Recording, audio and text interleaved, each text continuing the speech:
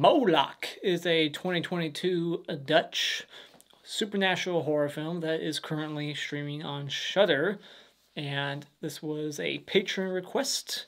I got to choose between two movies, this or The Long Night. The Long Night had a very low rating, so I chose this one, which has a 6.1 on IMDb, and that's good for horror. So I went in with not high expectations, but expecting a good movie, and I did not like this movie. Quick plot synopsis: when Patrick and her family are attacked by a random stranger one night, Patrick sets out to find an explanation, but the more she digs, the more she becomes convinced that she is being hunted by something ancient. Starting with what I like about the movie is the cinematography, the atmosphere, the presentation of the film. It looks great. The movie looks really good. The lighting, the use of colors, like, it looks fantastic. I thought it was very well done. It's very striking. Has great atmosphere. I thought the acting from pretty much everyone in the movie was solid. Nothing stood out as terrible. I like the look of the evil spirit in the movie, known as like Fika, I think, or Moloch. Which one is it? I already forget. Is that the same thing? Moloch, Fika. They kept saying Fika, so I'm assuming that's what the weird ghost was. It kind of reminded me of the half zombie in Return of the Living Dead, the one that's like, not people, brains. It makes the pain go away. This one has like more white hair. It's not red hair like Return of the Living Dead, but it kind of had that look going. Especially all these dead bodies they keep finding, how like rotted they are. That kind of look like the half zombie in Return of the Living Dead. And I liked the twist at the, not the very end, but towards the end, about the whispers, and that's all I'll say. I liked that little reveal about what the whispers really were, who they were coming from and whatnot. Getting into what I don't like about the movie, though, the biggest thing is that I just wasn't really into the story. I thought it just played out like a generic, like, haunted house almost, like, or just cursed family movie. Like, there's a spirit that's haunting this place every like X amount of years. It's just one of those movies, and it just felt like very been here, done that. This movie just uses a lot of jump scare stingers, which I'm never a fan of. I didn't think there was any good scares in the movie, and I thought that they should have had more attacks on the family, because those are the only good scenes in the movie, really, is when someone is being mind controlled. They hear the whisper, and then they lose control of their body, and then they go in the house, they're attacking the family. That happens like twice in the movie, and it should have happened more often. There's so many people at this dig site nearby. Imagine if it was just like constantly like one after the other. This could have been more epic. It could have been like VFW, where they're just in one location, and there's just a horde of mind-controlled people.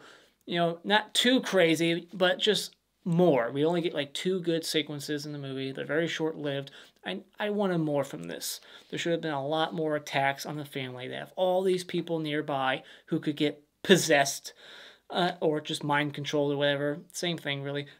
And just attack the family. I wanted more of that. And I wanted more of the family element in the movie. I wanted more of a connection between them, like a loving connection. It would have made the ending a lot more powerful if I cared about these characters more, and if they had a better setup. There's just not enough of the family interacting with each other. It's all about Patrick and, the investigation, and this like discount Liam Neeson guy. He sounds just like Liam Neeson. And I was just very confused with his relationship with Patrick. Like, I thought they were just meeting for the first time.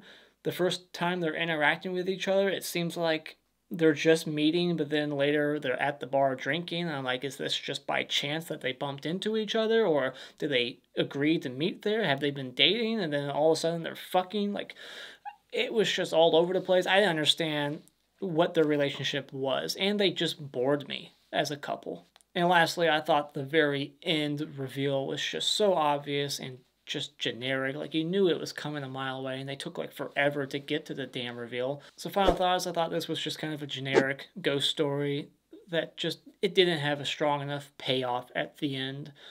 and to make up for its lack of good scares and bad, just weak character writing. It looks great though. The performances are fine. The music was all right.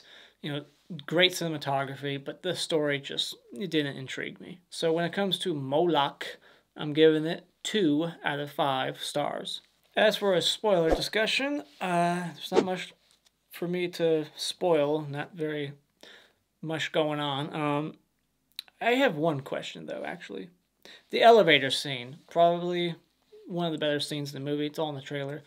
If you watch the trailer, you've seen the whole movie. It's all in there. Even the little like twist at the end about there being a cult, like it's all in the fucking trailer. So this spirit, the one that looks like the half zombie, it's in the elevator reflection, but how is that possible if she's supposed to be inside of her mother? Like, is this just like some kind of warning that the little girl was giving her? Like, how is it that she's there scaring Patrick in the elevator, Fika, if that's her name? You know, that spirit, how is she in the elevator if she's actually supposed to be inside the mom for the last 30 years? I just, that's my question.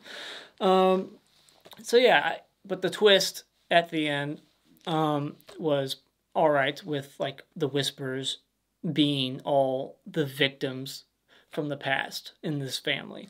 Like, you thought that the whispers were like evil and that they were just they were possessing these people to attack the family and kill them. And that it was that weird looking spirit we saw in the elevator. You thought it was her possessing these people and trying to kill the family. But no, they were trying to kill the mother the whole time because she was actually that spirit, Fika. You know, so it makes sense. You think back, every time the family was attacked, it was always the mother who was getting attacked and not Patrick. That one guy was sticking a knife down the mom's throat, and then the dad was attacking his own wife later on. So yeah, it makes sense, but it just wasn't a strong enough payoff. I did have a chuckle at the kids' school play. They're all wearing like sperm cell costumes, and the story that they're telling on stage is pretty dark and fucked up for a bunch of 8 to 10-year-olds to be doing. Last question I have is, why is it that the spirit or soul of the mother that we see in the woods that then takes like control of her husband's body, how come she looks exactly the way she does current day? Wouldn't she look the way she did when she got possessed 30 years ago? Are you telling me like your soul ages the way your body does?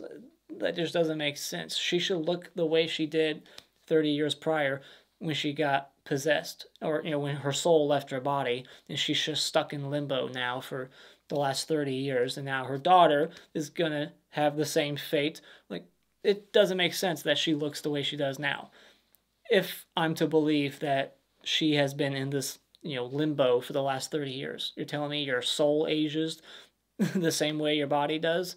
That doesn't make any sense. But whatever, nitpick.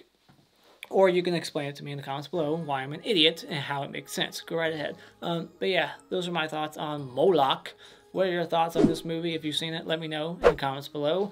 And as always, if you like what you've seen here, you can hit this like button and become a subscriber today just by clicking on my cartoon face in about 5 seconds. And remember, it's all an opinion. You don't need to get butthurt about it.